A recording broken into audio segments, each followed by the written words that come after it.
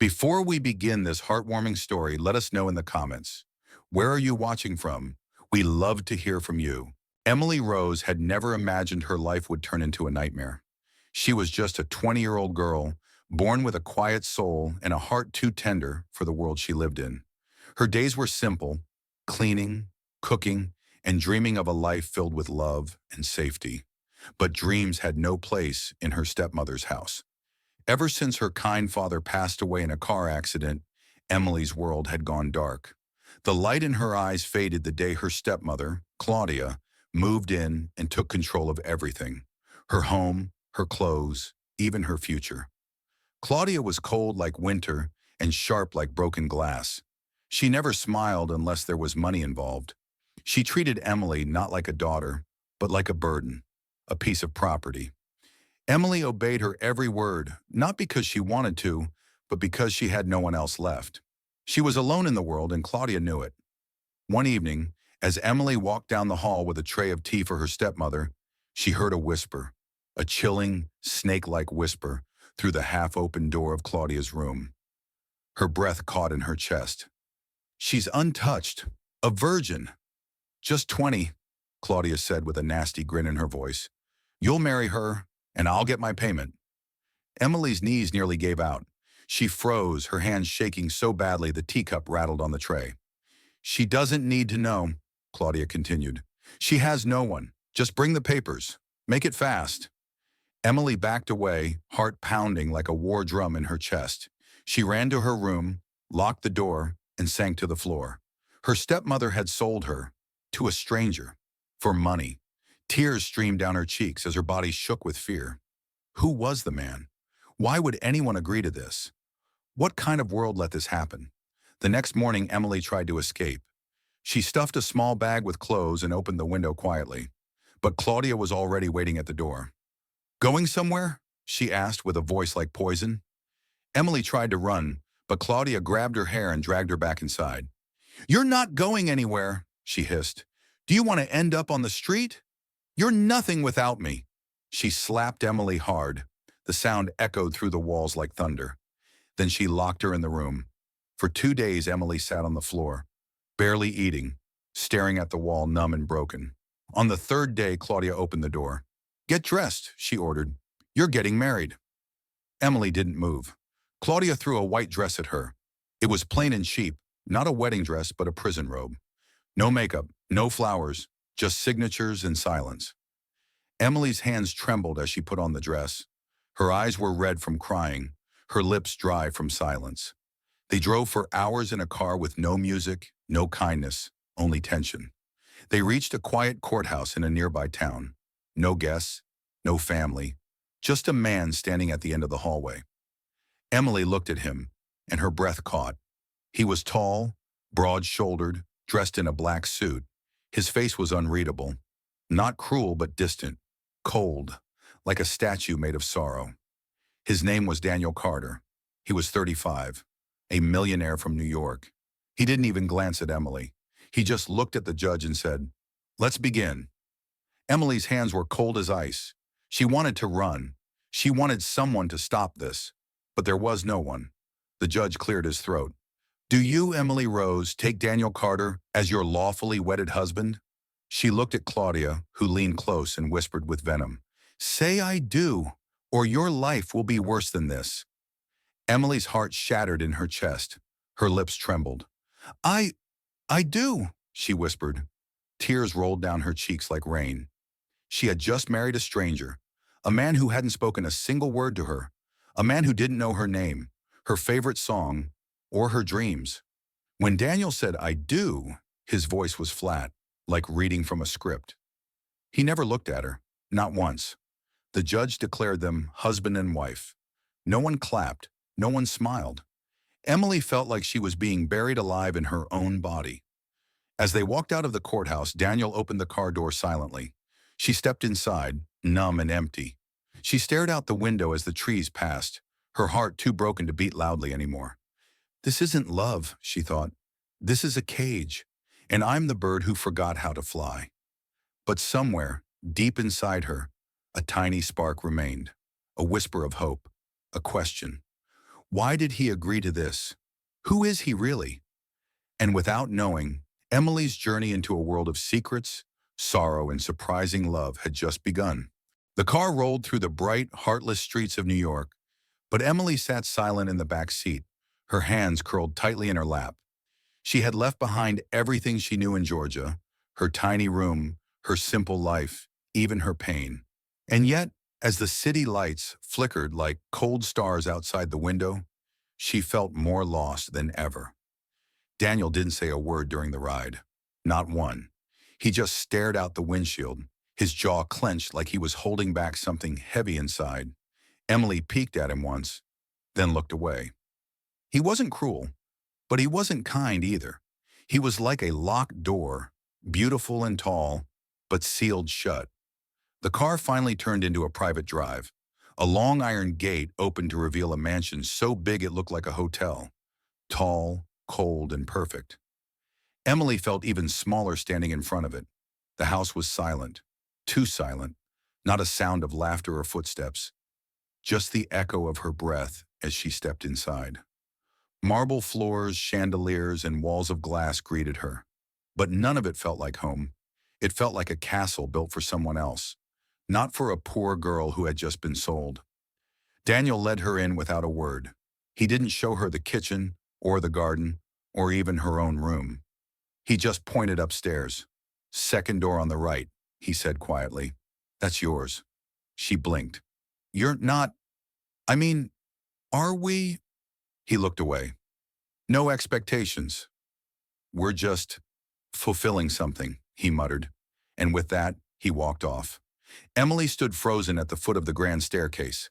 The silence was too loud. The next morning she woke up in a bed so soft it felt like clouds, but her heart still ached like stone. The room was beautiful, with silver curtains and velvet pillows, but it didn't feel real. It wasn't hers. None of this was hers. She walked downstairs to find a long dining table, set for one. No one else. She made herself tea. The kitchen was too clean, too perfect, like no one had used it in years. So she made toast quietly. No one joined her. For days it was like this. She cooked tiny meals trying to feel useful. She watered a few indoor plants. She even dusted furniture, even though maids came in once a week. But she was alone. Daniel was there, but not really. He left early, came back late, walked in and out like a ghost wearing expensive suits. Sometimes she passed him in the hallway. Their eyes would meet for just a second, and then he'd look away. She began talking to herself in the mirror, just to hear a voice. A soft, sad laugh. "I'm married, and still alone," she'd whisper.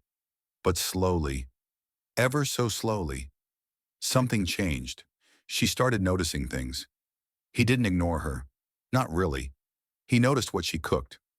Sometimes he ate in silence. Sometimes he left a dish empty, which meant he liked it. Once she saw him standing at the kitchen door, watching her hum as she chopped vegetables. He didn't say anything, but he stayed longer than he needed to. One evening it was raining. She sat on the couch hugging a blanket, watching the drops slide down the window. Daniel entered the room. For the first time, he didn't walk away. He sat at the far end of the couch, holding a book, but he didn't open it. Emily's heart raced. She whispered, "Daniel." He looked up. She swallowed her fear. "Why did you marry me? You don't talk. You don't want me. So, why?"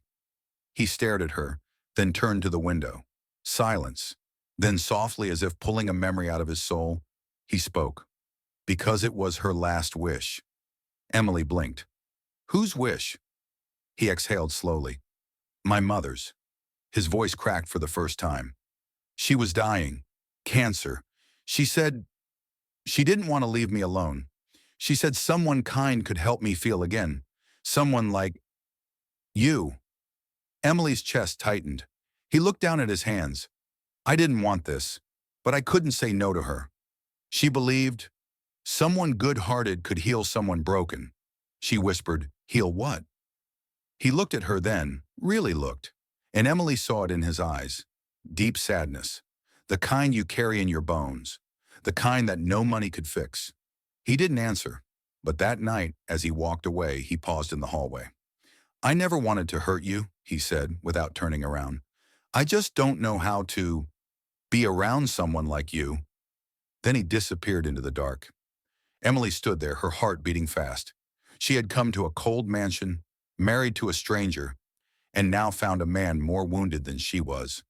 But inside her, something new began to grow. Not fear, not hate, but a gentle, quiet kind of hope. Maybe, just maybe, they were both locked doors, and maybe they held the key to each other. The clock ticked past midnight. The wind outside howled against the tall windows of the mansion. Emily lay under the warm blankets, eyes wide open, unable to sleep. Something didn't feel right. Then, crash! A loud sound echoed from downstairs. Emily jumped up. Her heart raced. Another sound followed, a muffled shout full of pain. I didn't hear you come in, he said, voice raw. She stepped inside slowly, careful not to startle him. He sank into the leather chair, clutching the picture. She was my fiancée, he whispered. Her name was Claire. Emily didn't know what to say. The name stung her like a wasp. He stared at the photo like it was a wound he couldn't stop bleeding from. We were supposed to get married 2 years ago. I thought she loved me. He laughed bitterly, a dry, hollow laugh that hurt more than tears. But one day she sat me down and said she couldn't go through with it. Emily's throat tightened. Why? Daniel's hands clenched around the photo frame. His eyes turned glassy. Because I'm adopted, he said quietly. And my birth parents were black. Emily's heart dropped. Claire's family found out. They said it was disgraceful, that marrying me would ruin their bloodline. She didn't even argue. She just left. His voice broke on that last word.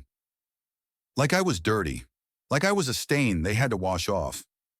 Emily stepped closer. He didn't look up. I tried to be perfect, wealthy, polite, strong. But in the end, none of that mattered. To them, my blood wasn't good enough. Silence filled the room like smoke. Emily moved toward him slowly. She sat on the edge of the desk. Her heart ached, not for herself, but for him. He had been carrying this secret, this shame, alone. And now she understood why he built those walls, why he married her like it was a business deal. He had stopped believing anyone could truly love him because he'd been told, cruelly, that he didn't deserve it. She reached out and gently placed her hand on his shoulder. Daniel flinched at first, but then he leaned into it. Just a little. I'm sorry, Emily said softly. No one should ever be judged for their roots.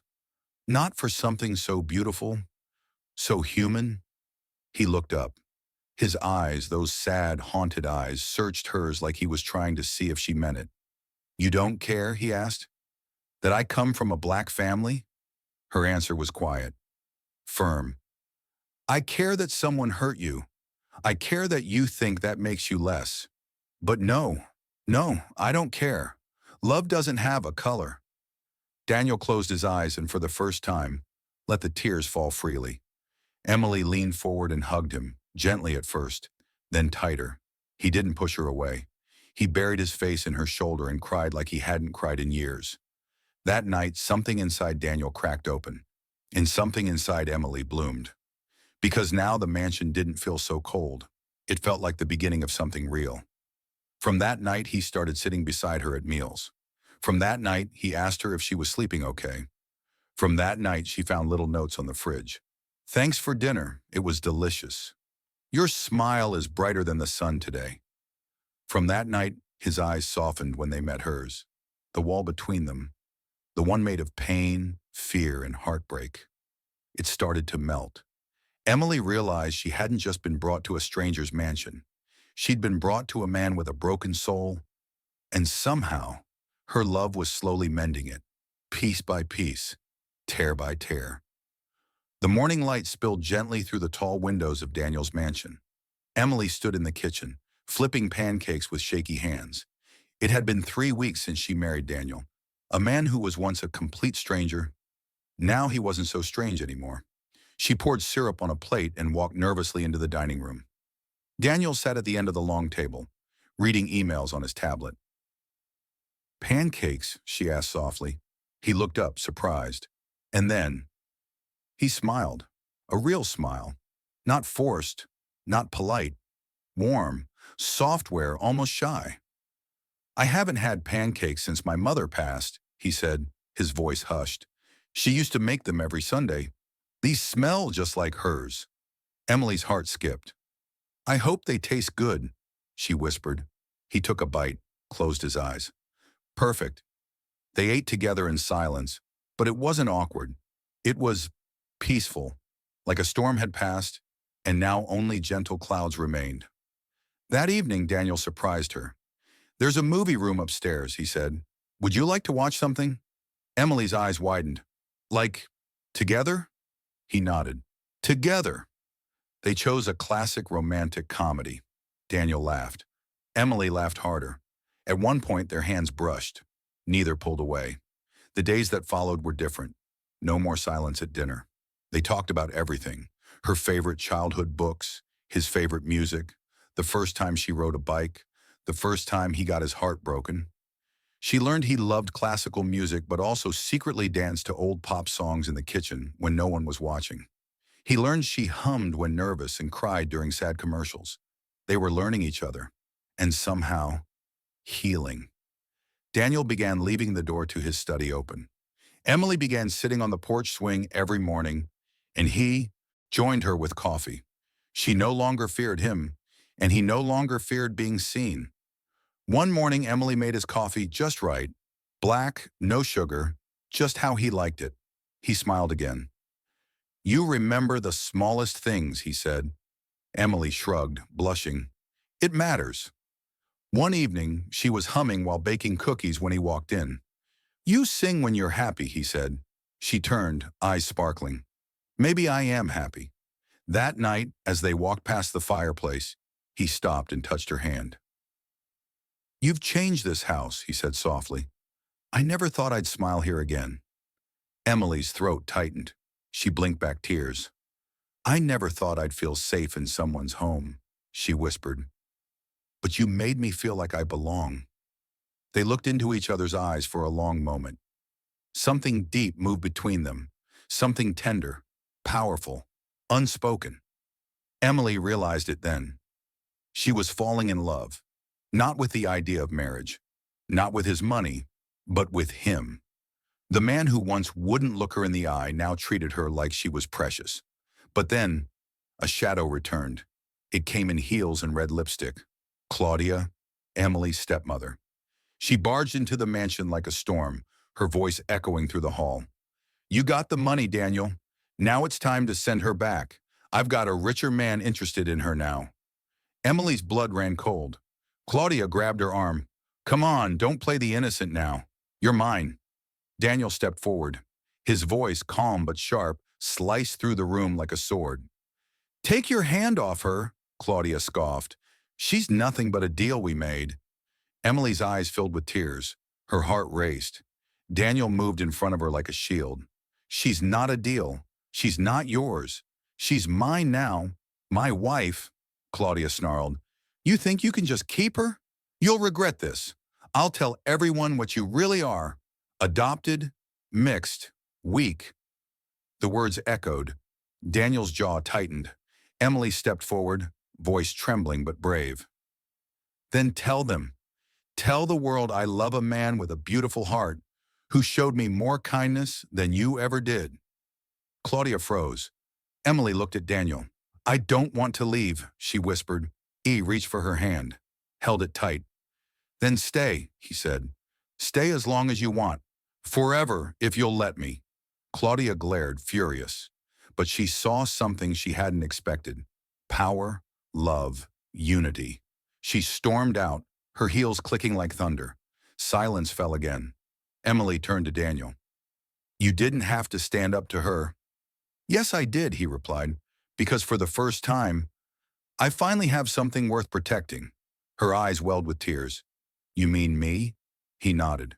You, your smile, your pancakes, your heart. Emily's lips trembled. You saved me. Daniel smiled. No, Emily, you saved me first. That night, they didn't just share a meal or a movie. They shared a promise, unspoken but strong. They were no longer strangers. They were something more, something rare, something real. The snow had started falling gently by late afternoon. It was one of those quiet evenings in New York when the city looked like a snow globe. Still, cold and almost magical. Emily had been feeling restless all day. Her heart was full, yet heavy. Full of love, heavy with confusion. So she left the mansion without telling anyone. Just for a walk. Just to breathe. She wrapped herself in a thick scarf, put on boots, and stepped outside into the white silence. The cold air kissed her cheeks, and the snowflakes clung to her eyelashes.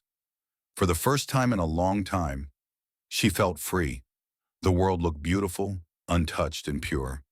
She walked past the garden, past the long driveway, past the iron gates, into the quiet neighborhood, then farther. Minutes turned to hours. She lost track of time and her way. She turned one corner too many, and everything started to look the same. Snow-covered, empty, endless. Her phone had no battery. The street lamps flickered dimly. Her fingers went numb. Her knees trembled. She sat on a bench near a frozen fountain, hugging her coat tighter. "I just needed air," she whispered to herself, teeth chattering. "Why didn't I leave a note?" Back at the mansion, Daniel walked into the kitchen expecting to see her by the window, sipping tea. She wasn't there. He checked the living room, then the garden, then her room. His heart began to race. "Emily!" he called. "Emily!" Nothing. He grabbed his coat and keys, not even locking the door behind him. Snow fell faster now. He drove through every street near the mansion, headlights cutting through the dark, eyes scanning every corner. "Please, God," he whispered, "don't take her from me." He stopped a man on the street. "Have you seen a young woman? Brown coat, white scarf, light hair?" The man shook his head. Daniel's voice cracked. "She's lost, and she's everything to me."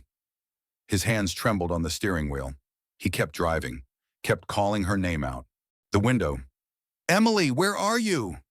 The snow turned into a storm. Visibility dropped. His mind swirled with fear. What if she slipped? What if someone hurt her? What if she never comes back? Then, in the distance, near a small park bench, he saw a figure curled up, barely moving. His heart dropped. He stopped the car in the middle of the street and ran through the snow. "Emily!" She looked up slowly, her eyes red, face pale. "Daniel?" He dropped to his knees in front of her, wrapped his arms around her, and pulled her close. "Don't you ever disappear again," he shouted, voice shaking. "I thought I lost you. I thought—" He couldn't finish. He broke down. Tears poured from his eyes. His body shook. "I was going crazy," he whispered. "I've never been this scared." Emily clung to him, feeling the warmth of his chest, the beat of his heart. "I didn't mean to," she said softly. "I just needed to think." He held her tighter. "Think while holding my hand. Think while I'm beside you. Just don't vanish." He looked into her eyes, deep, desperate, honest. "Emily, I didn't want a wife. I didn't want love. But now I can't breathe without you." Emily gasped softly. Her heart, once broken, now beat wildly. "Daniel," she touched his face, brushing off snowflakes. "I'm sorry I scared you. I just felt so many things. Love, fear, happiness. It's all so new to me." He nodded, resting his forehead against hers. "It's new to me too. But I'm sure about one thing." "What's that?" she asked. "You're mine," he whispered. "Not by a deal, not by force, by fate." She looked into his eyes, so full of truth, of emotion, of her. "And I'm glad I married you," she said gently. "Even if I didn't choose it, I would have chosen you anyway." Snow danced around them like magic dust. He leaned in slowly and kissed her forehead, then her cheek, then held her again like she was the most precious thing in the world. They stayed like that for minutes, wrapped in each other, in the middle of a snowy street under flickering lights. Time stood still. Love didn't need big words. It just needed a moment like this. 1 year had passed, one beautiful, soul-changing year. Gone were the days of cold silence and broken hearts. Now the mansion echoed with laughter, warm meals, movie nights, and soft music that played even when no one was dancing. Daniel and Emily were no longer strangers. They were soulmates, bonded not by a deal, but by understanding, sacrifice, and something deeper than love. And on this special evening, they stood on a bright stage, hand in front of a large crowd. The event hall was decorated in soft gold and white. Children's drawings hung along the walls, smiling faces, hearts, rainbows, and homes. It was a charity gala for orphan children of every race, an event Daniel had created with Emily's help. But tonight wasn't just about money. It was about the truth, about healing, about telling their story. Daniel stood before the microphone holding Emily's hand tightly. He looked different from the man she first met, a man once too wounded to speak, too broken to believe. Now he looked proud, free, loved. He took a deep breath and began. A year ago, I married a stranger. I didn't smile. I didn't feel. I had no hope left. His voice was steady, but thick with emotion. I had been rejected by someone I once loved. Because I'm adopted. Because my birth parents were black. Her family said I wasn't pure enough, that I'd ruin her bloodline. Gasps rippled through the crowd. Some people looked shocked. Others lowered their heads, ashamed. Emily stepped forward and took the mic gently from his hand. Her voice was soft, but her words were bold.